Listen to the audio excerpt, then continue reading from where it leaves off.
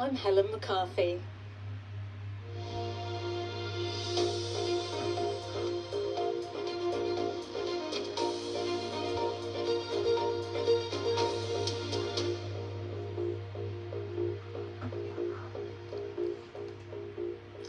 Good evening. You're being warned to expect train delays if you're heading to London for at least a week following Friday's fatal train crash. Train driver, 60-year-old Sean Burton, died and around 100 people were injured in the crash which involved a Nottingham to London train. A complex recovery operation has begun to remove the damaged trains, including the building of a temporary road.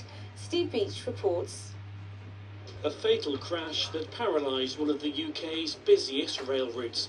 As the days pass, details about just what happened here near Bedford on Friday afternoon are becoming clearer. But for the thousands who use this route each day, many questions remain. Experts from the Derby-based Rail Accident Investigation Branch arrived at the scene soon after the crash.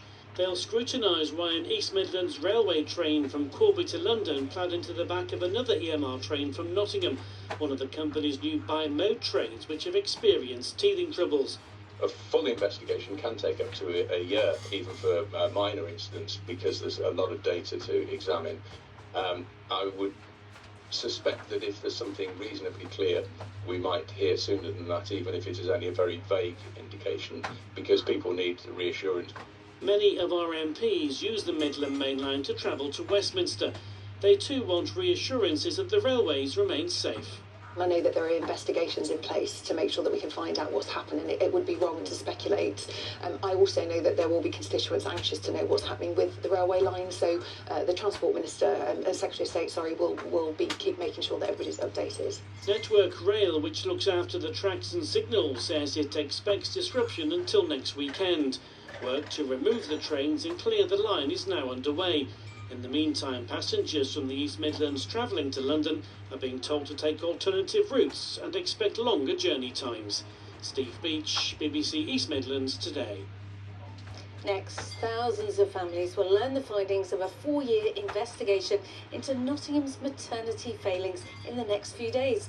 Donna Ockenden will outline the extent of harm to mothers and babies at Nottingham University hospitals. Families who will also receive individual reports into their care over the next few months say it must serve to prevent more maternity scandals. This isn't going to be an easy read. However, what we will be putting in place is comprehensive support around the families. Nottingham families really want accountability and to hold people to account for the failures that's happened in Nottingham. And that's not just at the hospital, but that includes all of the regulators. Now, people have been gathering in the Peak District to mark the summer solstice, the longest day of the year. Millstone Edge in the Peak District is a popular place to watch the sunrise, which was at 4:30 this morning. Solstice, of course, marks the astrological start of summer. Scale of 1 to 10, it was an 8. I mean, we had some beautiful cloud formations, some lovely light bursts. Seeing that beyond the gritstone rock formations was a wonderful sight. Absolutely beautiful. Let's have a look at that all-important weather forecast. Here's Molly. Hello there. The heat and humidity is what's going to dictate the weather as we head into next week. We're talking exceptional daytime temperatures and nighttime temperatures. In fact, an amber weather warning has been issued from tonight right into Thursday. Keep up to date on the BBC weather app for the very latest.